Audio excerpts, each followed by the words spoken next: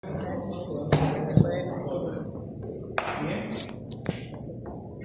Listo. Bueno, ¿qué es lo que nosotros podemos decir respecto a infecciones zoonogénicas? Es un proceso infeccioso que se va a originar en estructuras dentarias y también dentales. Se dirige a los tejidos blandos orales o a los tejidos cutáneos. Eso quiere decir que nosotros podemos tener también lesiones que escapen del sistema estomatómago, que ya lo he visto, infecciones que podemos tener de manera explorar. Bien, lo más básico, ¿no? Todos sabemos que la caries dental es multifactorial, ¿no? Y predomina principalmente, de acuerdo a las bacterias, ¿cómo se llama?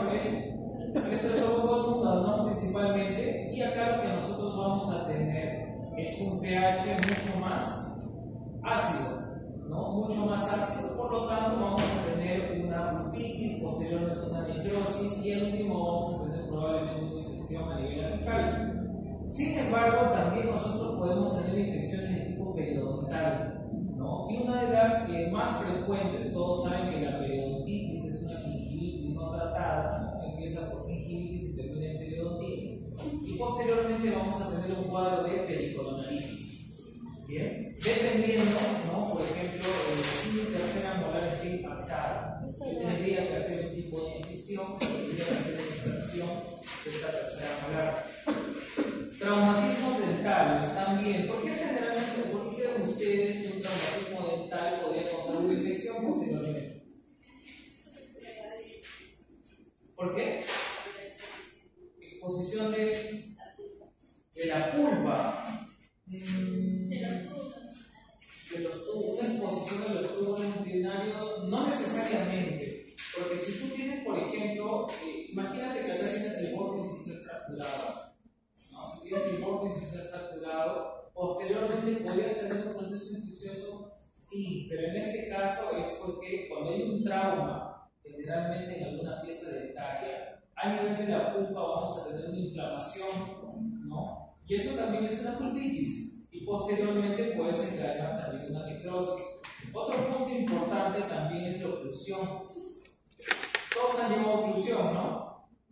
¿Qué relación también es esta?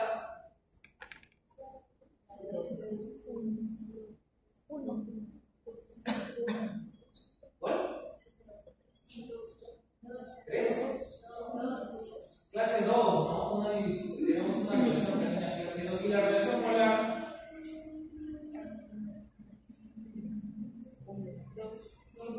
También, ¿no? Es una relación clase 2. Si ustedes ven, los incisivos están vestibularizados y los laterales palatinizados. Por lo tanto, es una maloclusión clase 2. ¿De qué tipo? ¿Han visto subdivisiones de maloclusiones?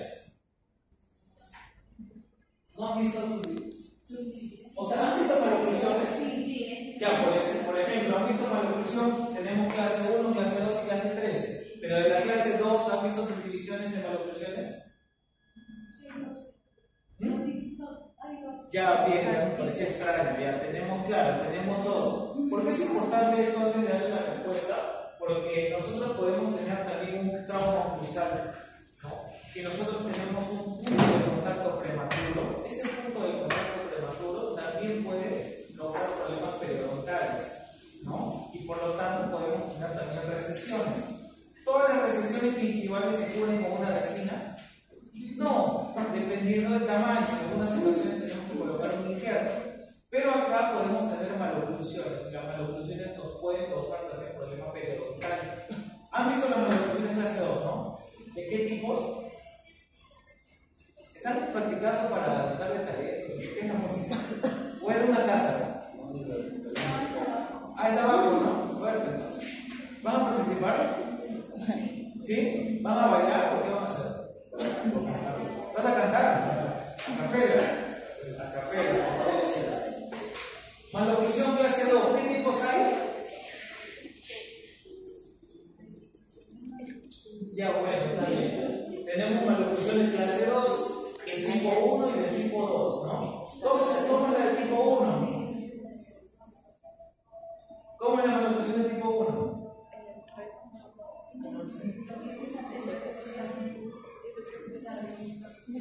¿Están qué? No sé. ya no están en cuarto ciclo, no me necesito de salida.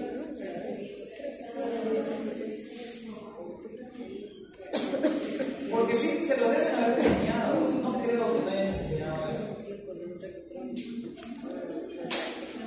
¿Cómo está? ¿Qué tal? Ya tenemos tipo 1 y tipo 2, ¿no? La tipo 1 tenemos los incisivos, sobre todo los incisivos centrales, ¿cómo están? ¿Cómo están?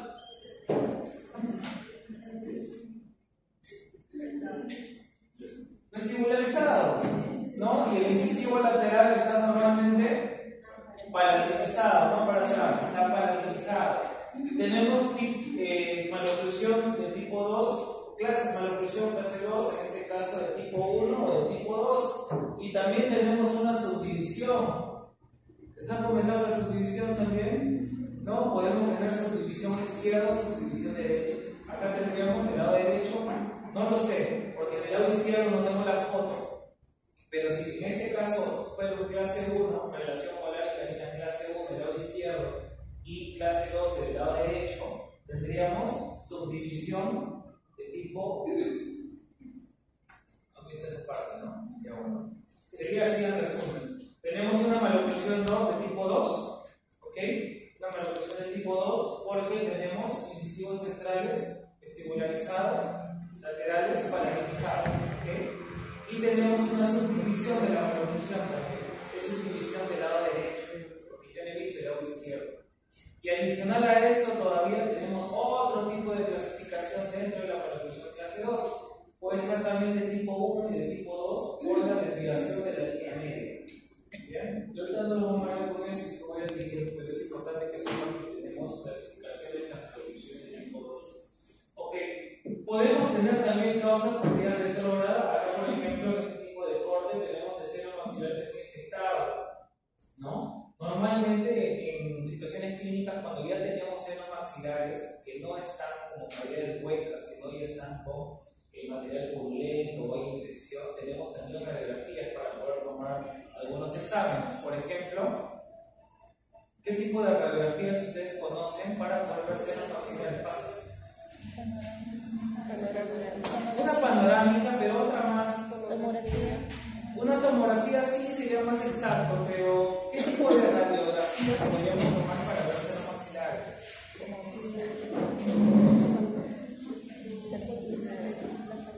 En imagenología no han visto tampoco, porque normalmente con una panorámica ni el otorrino le pide panorámica al paciente. Hay una radiografía que se llama radiografía antero-posterior o de Waters. Deben haber escuchado, el paciente está con la cabeza hacia atrás, ¿no? Para ver qué tan organizados están los senos maxilares.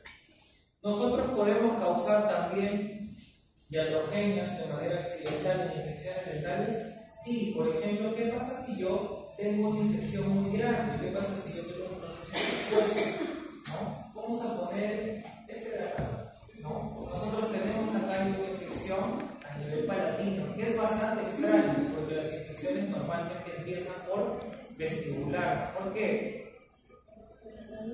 ¿Por qué creen ustedes que primero encontramos fístulas por vestibular con mayor porcentaje de los palatinos? ¿Por? La respuesta es sencilla. Han colocado anestesia palatina, ¿no? Han visto que no ingresa ni la mitad de la aguja, es menos de un tercio del bisel, porque automáticamente tú ya tienes el hueso palatino, ¿no? Por lo tanto, ese hueso de por sí tiene gran densidad y por lo tanto el paso de bacterias en el paladar es mucho más lento. Si ustedes encuentran un paciente con una infección por palatino, eso ya es crónico, debe tener más de un año de esa infección. Diferente a tenerlo por vestibular. Por ejemplo, si quisiéramos trabajar esta pieza dentaria, ¿qué técnica de anestesia van a colocar? ¿Qué podrían colocar? ¿Qué técnica de anestesia? Viene este paciente a su consultorio, tienen que anestesiarlo porque tienen que trabajar esta pieza. ¿Qué pieza es esta? ¿Cuál? No, la 2-1. La 6-1, ¿no? La 6-1 que tiene una restauración que está en mal estado, hay bacterias y por lo tanto tenemos una infección, tenemos una fístula.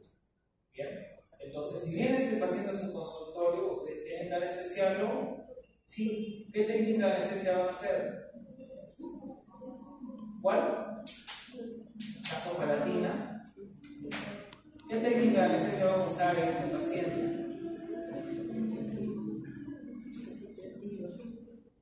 Yo les voy a hacer el examen parcial, así que sí tienen que estudiar, eso sí lo voy a hacer. Ya no voy a recibir notas ni electrónicas. Sí, ¿cómo lo haces?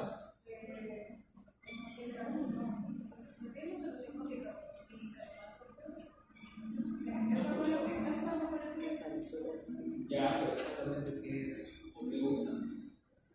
Para empezar, si bien ese paciente a su consultorio, ¿lo pueden anestesiar o no? No. ¿Por qué? Sí, ¿dónde va ¿qué técnica de anestesia por eso utilizan acá? Una intrapulpar. Un intrapulpar tendrá que colocar la capa. Esa es la capa, ¿no? Puedes colocarle el palatino, sí, pero va a tener dolor igual. Tienes que colocarle una anestesia infiltrativa o supraperióstica. Pero ¿cuál es el problema acá? Nosotros, ¿dónde aplicamos la anestesia infiltrativa? ¿En qué zona? En el fondo de surco, y acá no hay fondo de surco. Entonces, ¿qué puedes hacer? Porque si tú anestesias, automáticamente vas a diseminar la infección. ¿Qué haces? Vas a su casa. Tienes que hacer una incisión, tienes que drenar. Porque si tú no drenas, tú le puedes dar a este paciente fármacos por 10 días, hasta un mes si quieres, y va a regresar igual. Tú tienes que drenarlo, ¿no? ¿Qué tipo de incisión haces acá? Una lineal, ¿no? Haces una línea. Lo drenas. Lo mismo en el paladar. Haces una incisión lineal, drenas y tienes que medicarlo. Porque la endodoncia en este diente nunca va a parar de suturar si es que no drenas la lesión. Bien, por eso es importante que ustedes también reconozcan algunas situaciones para que no cometan errores. Ustedes acá infiltran, diseminan la infección y ese paciente el día siguiente va a estar con la cara hinchada. Cuadros de pericoronaritis también.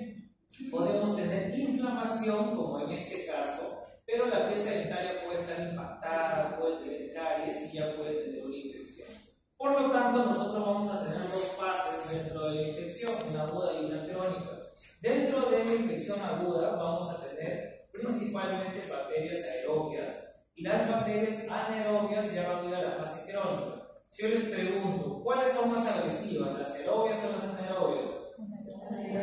Las anaerobias, ¿no? Las anaerobias. Sin embargo, cuando tenemos el avance del proceso infeccioso, nosotros ya vamos a tener en este caso una microbiota mixta, ¿no? Tanto con bacterias anaerobias como aerobias.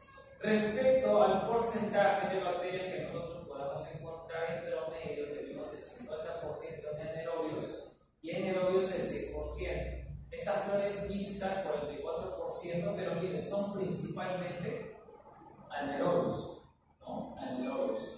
Ahora, respecto a la cantidad de bacterias o los tipos de bacterias que podamos encontrar, tenemos principalmente el Streptococcus mutans. Y anaerobios tenemos la Veillonella, que ese es un poco gram negativo, principalmente de estos dos. Este es el que se encuentra el mayor porcentaje, ¿no?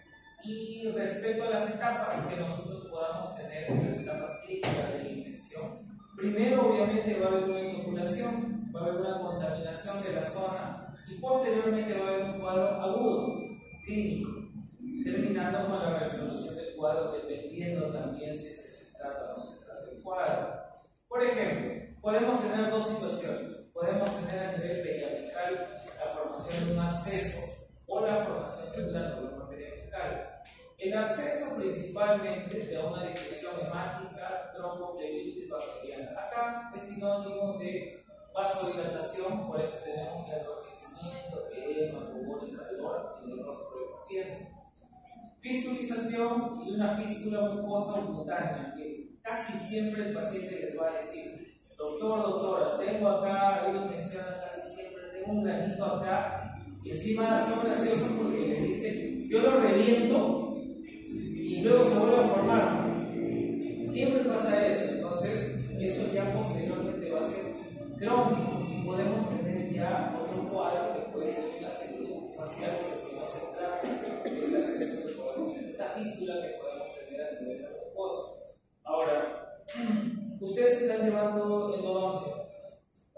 ¿Sí? Por ejemplo, vamos a ver acá. Si nosotros tuviéramos este caso, vamos a suponer este caso de acá. Vamos a suponer que viene este paciente y tiene en este caso una fístula. Pero no tengo la imagen, pero vamos a imaginarnos que este diente tiene prácticamente la misma anatomía que este diente de acá, con la misma fractura, está tallado y demás, y que la fístula está en el medio de los dos dientes. ¿Cómo ustedes hacen para identificar dónde está la infección? Con un cono de gutapercha. ¿Cómo se llama eso? Una fistulografía, ¿no? Bien, bien. Tienen que anestesiarlo porque ustedes lo van a ver. ¿Qué cono de gutapercha pueden usar? Sí, más o menos. No vayan a colocar un papel, ¿no? Luego, si este absceso no es tratado, nosotros podemos pasar a otro cuadro. Podríamos tener la presencia de un granuloma periapical, que ese sí va a desencadenar un quiste, y por lo tanto vamos a tener exodoncias asociadas a esta lesión, similar a los osteomielitis. Los osteomielitis, el término, ¿sí lo conocen? Es la infección y la inflamación de los maxilares, de los huesos maxilares. ¿Cuál es el problema acá? Principalmente al haber tejido purulento, al haber necrosis del tejido óseo, el paciente en muchas ocasiones no solamente pierde la pieza que está asociada con la osteomielitis, sino los maxilofaciales necesitan prácticamente limpiar toda la zona encuadrada. Entonces a veces el paciente pierde la pieza 8, pieza 7, pieza 6. Es bastante complicado. Esto sí se trata de quirófano, ¿no? El paciente tiene que estar con una extracción profunda. Este es un cuadro comparativo, ¿no?, entre edema, celulitis y absceso. El edema, que casi siempre nosotros lo podemos tener, por ejemplo, si accidentalmente colocamos una anestesia troncular o un vaso sanguíneo, ¿no? Otra situación clínica, la manipulación durante el procedimiento quirúrgico, ¿no? Siempre que un paciente le diga al doctor, doctora, ¿cuánto tiempo se va a demorar en la extracción o en el procedimiento? Siempre den un tiempo referencial. Nunca le digan, no, 5 minutos, 10 minutos, acabo de llevar un curso, y esto de forma actualizado, porque en este caso puede tener inconvenientes durante la cirugía. ¿No? El tiempo siempre va a ser relativo, trate de no dar un promedio exacto, porque el paciente se pone bastante ansioso. Ahora, podemos tener un cuadro de celulitis facial también, que es mucho más grande. Acá ya vamos a tener inconvenientes no solamente con los maxilares, sino también estas infecciones pueden ir de manera ascendente, ¿no? Por lo tanto, podemos tener inconvenientes también con los párpados. Respecto a los abscesos, ¿no? Los abscesos, a diferencia del edema y la celulitis, no, del edema, el absceso y la celulitis, en muchas ocasiones nosotros lo podemos drenar, ¿no? Tenemos que hacer un drenaje. Por ejemplo, en un absceso, si tuviera una fístula, tengo que hacer una incisión. Si yo tuviera, por ejemplo, un paciente con una celulitis facial, ese paciente muchas veces no lo voy a tener en consulta privada, no tiene que ser de un hospital, hay que colocar en la consulta para que empiece a drenar ese tejido. Tengo, por ejemplo, acá, tenemos edema, celulitis y absceso. Vamos con el absceso que ya estamos más familiarizados, ¿no? Que generalmente tenemos la presencia de fístulas extraorales que podemos drenar dependiendo del tamaño, ¿no? Si es una fístula que no tiene un tamaño muy grande, no va a ser necesaria hacer una incisión, a diferencia de lo que hemos visto en las imágenes anteriores.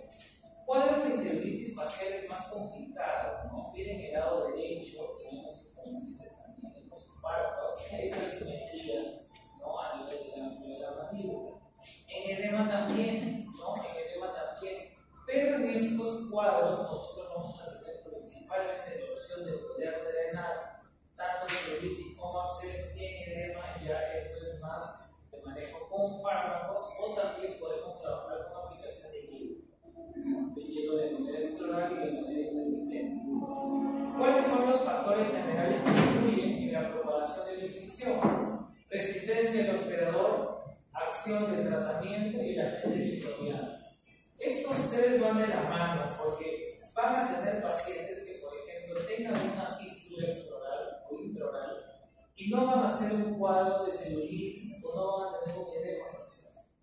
porque tenemos un equilibrio, tenemos una homeostasis en toda la carga bacteriana de ese paciente.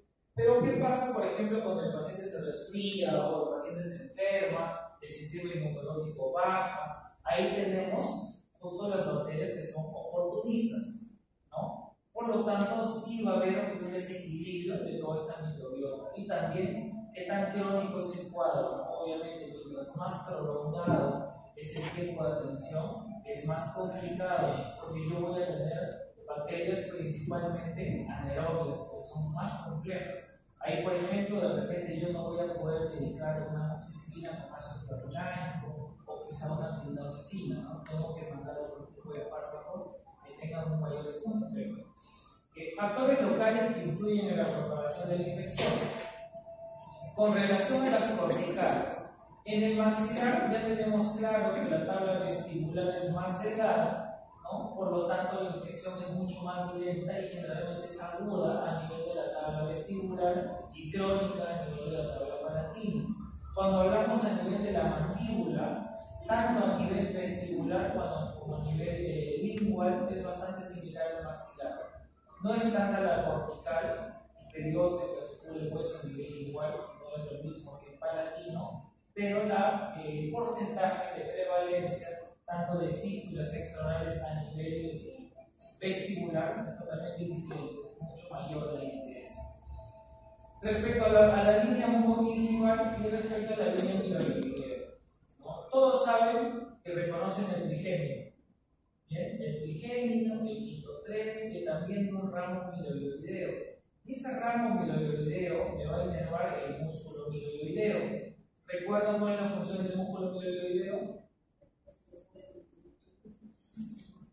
¿No? Colabora para la apertura y cierre de la mandíbula. Por eso muchos pacientes que tienen infecciones, por ejemplo a nivel de la mandíbula, van a tener una diseminación de la infección descendiente, ¿no? Eso va a nivel de los músculos, por ejemplo acá se sigue el miloideo y también las vías pretraquiales.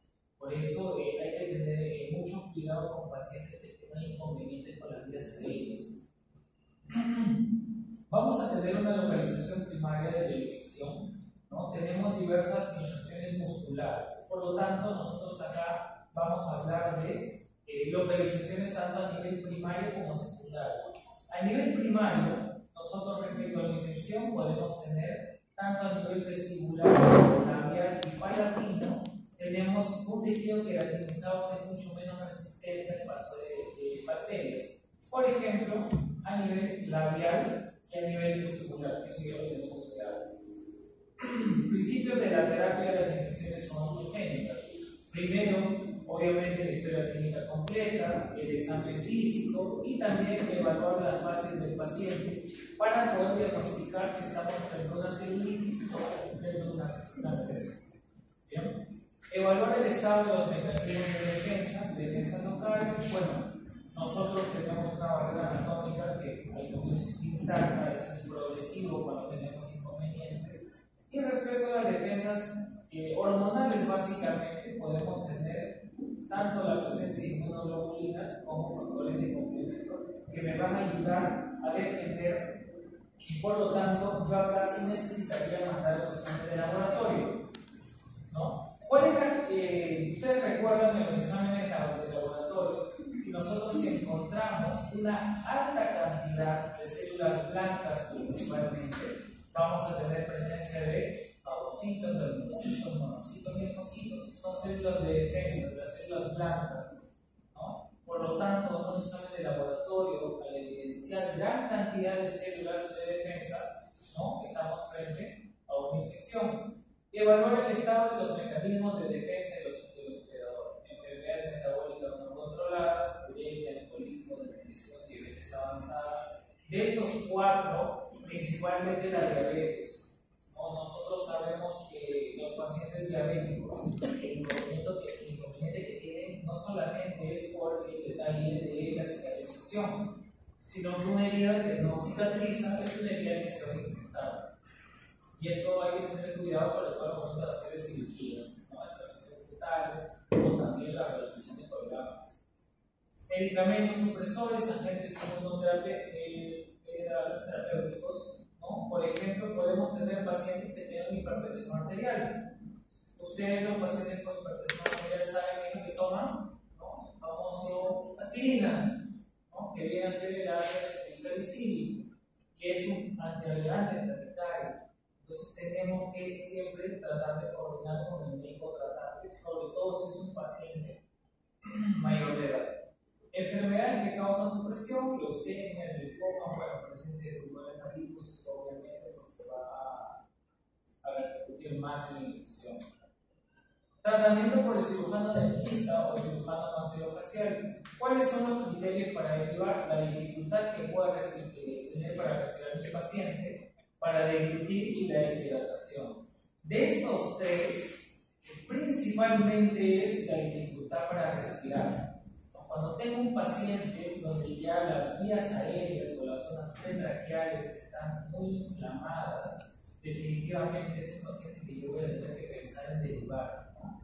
Porque necesita colocar una especie de guía para que pueda seguir respirando el paciente. Otro punto también la temperatura corporal. Si tenemos trismus, porque un paciente que tiene edema es un paciente que no va a abrir la boca, ¿no? Por lo tanto, nosotros podemos también medicar antes de la intervención o acompañado al drenaje. Bien, entonces nosotros, y esto es un repaso que estuvimos diciendo personalmente, podemos tener espacios faciales primarios y secundarios.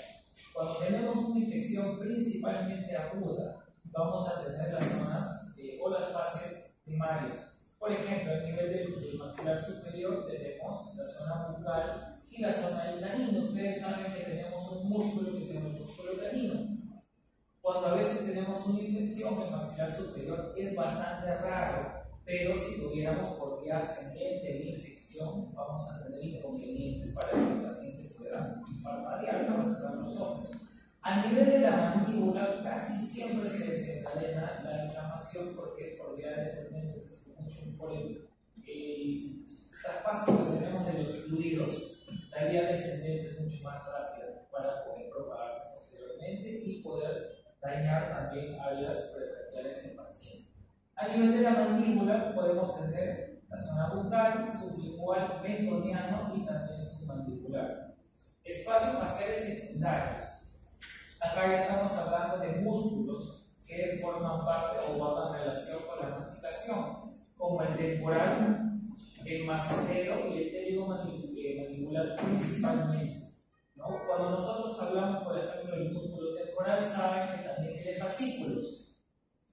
O recuerdan que tiene fascículos, ¿no? Que son por vía descendente, por eso muchas veces cuadros crónicos pueden estar asociados a meningitis a nivel del paciente, problemas intestinales, porque son infecciones ascendentes. Bien. Ahora, respecto a los espacios faciales secundarios, acá ya nosotros tenemos otro tipo de estructuras, no solamente los músculos, como lo mencionamos anteriormente, sino también podemos tener inconvenientes en la respiración de espacios pretraqueales, zonas faríngeas y también asociación con la glándula parótida. Ustedes saben también de que cerca de la glándula parótida pasa, ¿qué parte craneal? ¿Recuerdan qué parte craneal pasa por la parótida? ¿Cuál? ¿El 2? Ah, ¿me estás hablando de las ramas del trigémino? Principalmente pasan las ramas del facial. Por eso cuando ustedes colocan una troncular y van por la parótida, le generan parálisis espacio-transitorio, esa rama facial. Pero en este caso menciono o hago más énfasis en la parótida porque el paciente tiene inconvenientes para gesticular, ¿no? Tenemos problemas ahí con los nervios. Tratamiento quirúrgico de la infección. Bueno, nosotros tenemos obviamente que hacer exodoncia si tuviéramos una pieza infectada, o el tratamiento endodóntico si todavía se puede salvar. Tenemos la opción de salvar la pieza dental. Otra opción tendríamos el drenaje por vía quirúrgica, con incisión lineal, como me han comentado, o si tuviéramos un cuadro de celulitis, tendríamos que colocar un canal, ¿no? Tendríamos que colocar un catéter para que drene toda esa infección. Soporte médico para el paciente, comprometimiento de los mecanismos de defensa y los cuidados postoperatorios, obviamente. Vamos a ver este caso de acá. Por ejemplo,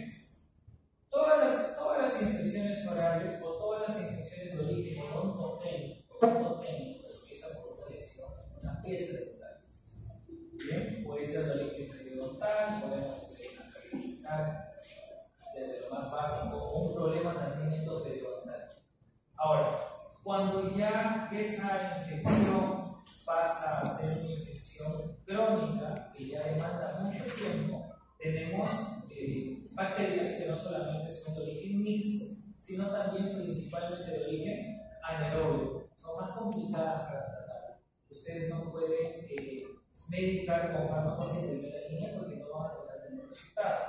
Entonces, tenemos situaciones clínicas como esta, donde ya tenemos fístulas a nivel extraoral, donde necesitamos colocar un tren. Bien, se coloca el tren, se hace la vía, y esto, dependiendo del tamaño de la lesión, puede eliminar microorganismos o tejido purulento aproximadamente unas 4 horas o en promedio esto puede ir hasta una semana, dependiendo del grado de infección.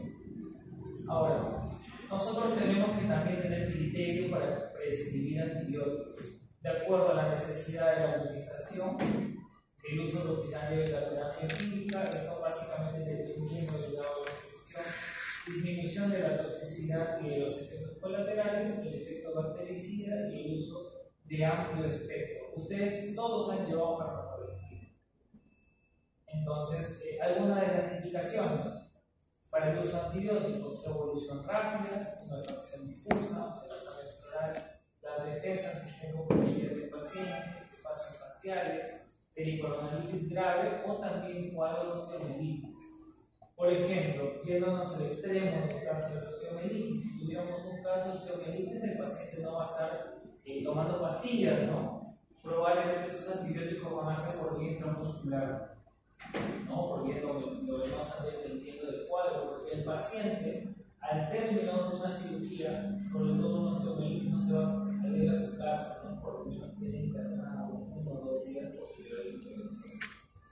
Contraindicaciones para el uso de antibióticos: absceso crónico bien localizado, absceso reducido localizado en el lado vestibular, alveolitis leve o moderada, pericoronaritis leve. Claro, si yo por ejemplo tengo un cuadro de pericoronaritis, yo puedo hacer una incisión, le receto al paciente antiinflamatorios o analgésicos y todo bien. Si mi tercera molar no la voy a extraer y no tiene tampoco ninguna lesión de caries. Alveolitis leve o moderada también. La alveolitis, ¿no? El término itis ya me indica inflamación. Pero en cuadros de alveolitis también nosotros podemos abordar de otra manera. Por ejemplo, si yo tuviera una alveolitis húmeda, ¿qué opción de tratamiento yo podría brindar al paciente?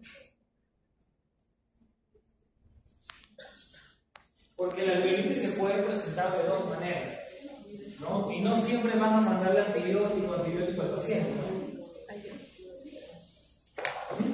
La única que mejora la cicatrización. Sí. La cicatrización. Se sabe, va a estar complejo. No. Tenemos que hacerlo así. Y recuerden que para el S2 también vamos a tener una evaluación de punta y lo voy a hacer. En la parte práctica ya se hizo, pero conmigo va a ser evaluaciones escritas para poder ver cómo está. No pueden pasar cosas básicas. ¿Alveolitis húmeda? Presencia de coágulo mejora la cicatrización. Ok, si hay una alveolitis húmeda, tienes un coágulo, ¿cierto? Ok, si tienes un coágulo, entonces si el paciente tiene la alveolitis húmeda, ese coágulo está infectado. Bien, entonces, ¿qué es lo que tendrías que hacer ahí, por ejemplo? Por ejemplo, quiero hacer énfasis acá porque son cosas que les va a pasar. Retirarlo, raspado. ¿Raspas el coágulo? No, no. Eso es en seca. En la seca sí cureteas para poder fomentar que se forme un coágulo. Una opción podría ser lavar con suero, pero lavas con suero con la intención de remover el coágulo para que se forme un coágulo nuevo. Y tú trabajas tranquilo, simplemente lo que acá nosotros hacemos, recetamos analgésicos antiinflamatorios, ¿no? Porque es local. Tú estás sacando el coágulo que está infectado, pero inflamación. Si tuvieras, por ejemplo, una alveolitis seca, aumentar la formación del coágulo. ¿cómo? ¿Cómo? ¿Cómo lo haces? Con la cureta. No, pero dime. Curetaje. Un curetaje, pero si tú cureteas, no hay nada, ya está seco. Al contrario, te va a doler el paciente, le va a doler al paciente. Ah, y no siempre tienen que anestesiar, ¿no? tener que anestesiar siempre que tenga una alveolitis. Otra opción que nosotros podemos manejar, por ejemplo, si tuviéramos una alveolitis húmeda, ¿no? Seca, perdón, si tuviéramos una alveolitis seca, anestesiamos al paciente, luego de anestesiar al paciente tendríamos que colocar algún apósito que ayude a la formación de un coágulo nuevo. ¿Cierto? ¿Cuál?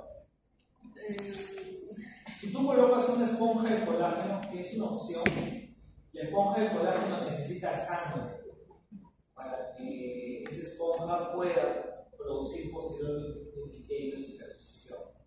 Pero si tú tienes una cavidad, si tienes un hueco, no tienes coágulo, ¿no? Una opción podría ser esa, pero lo que podemos tener a la mano casi siempre podemos utilizar, hay un cicatrizador que se llama angiogel, ¿no? Las fibras de ese angiogel son fibras que le van a ayudar al epitelio a formar un coágulo nuevo. Otra opción también que tendrías que hacer, evaluando el tamaño del alveolo expuesto, puedes operar también, ¿no? Y tienes que hacer un lavado pero depende, ¿no? Depende, porque hay pacientes que, por ejemplo, ustedes curetean y nunca sangran, porque pueden estar tomando también algún antibiótico o algún fármaco. ¿Cuáles son los fármacos, por ejemplo, que nos pueden causar inconvenientes en la cicatrización?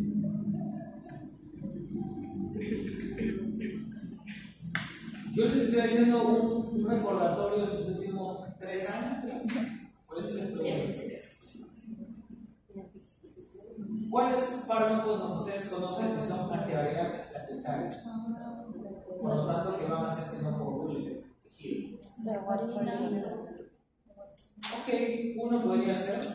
Otro, tenemos también, lo mencioné hace poco, el ácido salicílico, ¿no? Y sí está demostrado también que los anticonceptivos sí causan inconvenientes en la población. Yo sí lo digo porque personalmente a mí me pasó con una paciente. Yo extraje 4 premolares, suturé y me llamó después de 3 días, me llamó súper tarde, me llamó como a las 12, ¿no? Me pareció extraño y tenía un montón de dolor, un montón de dolor. Y la historia clínica y le había comentado que no tomaba nada, ¿no? Y ya después conversando con ella, porque tenía expuesto los alveolos, ¿no? Ella me comentó que sí estaba tomando otro tipo de pastillas como anticonceptivos. Los anticonceptivos también me pueden causar inconvenientes en la fase de agregación planetaria, ¿no? Y ahí sí tuve que lavar, colocar con anticolar, colocar alveolín, colocar el hueso expuesto. Acceso a reducción localizados en el lado vestibular. Si nosotros tuviéramos una fístula vestibular que no necesita un drenaje, ustedes hacen el tratamiento de endodoncia o hacen la extracción y todo bien, ese cuadro va a remitir. Pero si tuviéramos en este caso una fístula bastante grande, sí tendría que ir acompañado de tratamiento farmacológico. ¿Bien? O ustedes cada vez que les duele algo ya hasta con una pastilla, ya están jóvenes, no creo. ¿Vos tienes 20 y tantos, no? ¿No? ¿20 y tantos? ¿Más? ¿Menos? No, no te creo. ¿Menos de 20? ¿Ha cumplido 20? Ya pasó la línea. Ya, más de 20. Ya más de 20. Entonces, porque si según, bueno, bastante gente discrepa con la OMS, pero lo que se trata de mencionar por los tipos de pacientes que toman pastillas o se automedican por todo, para el 2050 más o menos ya debería de haber una inmunoresistencia a ciertos fármacos que pueden medicar por medicamento. Bien, estos son algunos de los fármacos que ustedes pueden recetar que tienen un espectro amplio, ¿no? Penicilinas, eritromicina, metronidazol, tetracyclinas y citralopolinas, ¿no? Dependiendo de ello, puede ser la administración bioral. Si he hecho una incisión, por ejemplo, y necesito medicarlo, yo podría recetarle a mi paciente alguna penicilina cada 8 horas por 5 o máximo 7 días, no sé en qué caso estuviéramos hablando de antibióticos. Diferente ya sería si yo estoy tratando metronidazol, tetracyclinas, cefalosporinas, que son fármacos de amplio espectro, está principalmente indicado cuando vamos a trabajar con, por ejemplo, una celulitis facial, ¿no? O deben haber escuchado la angina de Ludwig, ¿no? Donde ya se invaden espacios anatómicos secundarios que comprometen la vida del paciente. Indicaciones, en este caso, para un antibiograma, les voy a explicar eso. Diseminación rápida, infección postoperatoria, cuando no responden al tratamiento convencional, cuando es recidivante, cuando la infección vuelve a aparecer, dependiendo cómo estén las defensas del hospedero, si tengo cuadro femenil o sospecha de pneumonicosis. ¿Qué quiere decir esta diapositiva de acá? Muchas veces nosotros podemos también hacer un estudio de anatomo patológico, ¿no? Por ejemplo, si yo tuviera un paciente con una celulitis, se hace el drenaje, remite el cuadro y posterior a una o 7 días, incluso 10 días, el cuadro puede inflamarse y necesitaría hacer un cultivo y por lo tanto pueden tomar también una biopsia de la muestra, por ejemplo acá. Acá ya han extirpado toda la lesión, pero por ejemplo podríamos también tomar una biopsia justamente para saber cuáles son los tipos de bacterias que están inmersas en esa lesión para yo saber exactamente qué medicar. ¿Sí? Y saben también qué tipo de biopsia se podría realizar. ¿No? ¿Qué tipo de biopsia podría realizar, por ejemplo, para una lesión de contenido líquido? Sí, tendría que hacer una aspiración por aguja fina, tendría que aspirar por el. Eso iban a decir, pero dilo, muy triste todos los miembros. Una aspiración por aguja fina, porque hay un contenido líquido, ¿no? A veces nosotros podemos también hacer cultivos para saber exactamente a qué tipo de bacterias nosotros nos enfrentamos. ¿Bien? Listo, chicos, voy a hacer un paro ahí, quiero comentarles algo breve. Nosotros, bueno, la próxima semana, como ustedes saben,